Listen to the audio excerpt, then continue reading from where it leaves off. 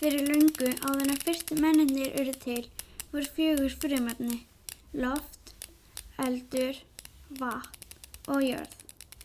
Þessi frumefni voru öll afar mikilvæg og mynduðu líka hringrás lífsins. Loft hreyfði skýin og færði regn til að næra akrana, jörðin fóstraði plönturnar og eldur veitti hlýju og var notaður til að elda mat. Þetta hélt mannkynu upp í 8 kynslóðir, en með tímanum leiddi misnotkun fólks til tæmingar á auðlindum. Jafnvægi heimsins var raskað. Óteljandi plöntur og dýr stóðu frammi fyrir útrýmingu. Jöklar fóru að bráðna, vatnsauðlindir menguðust og sífellt minna varð drykkjarhæft vatn. Vegna þurrka minnkaði búsvæði lífvera, uppskeið jarðvegsins minnkaði og hungursneyð kom upp. Sjúkdómar urðu útbreiddir. Með fjölgun íbúa þéttbýlismyndun töpuðust náttúrulegt svæði, iðnaður, úrgangur jókst og loftið mengaðist. Fólki gat ekki lengur farið út. Rjúkandi sígarettustubbar kveiktu í skógunum og brenndu dýr og heimkynni þeirra.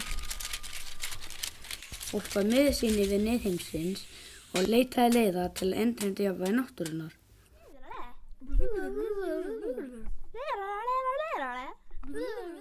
Við verðum umgangast efna vinningu, sagði það, og áður en við neytum þeirra verðum við að endurskoða hvort við þurfum virkilega á þeim að halda og draga úr notkun auðlinda.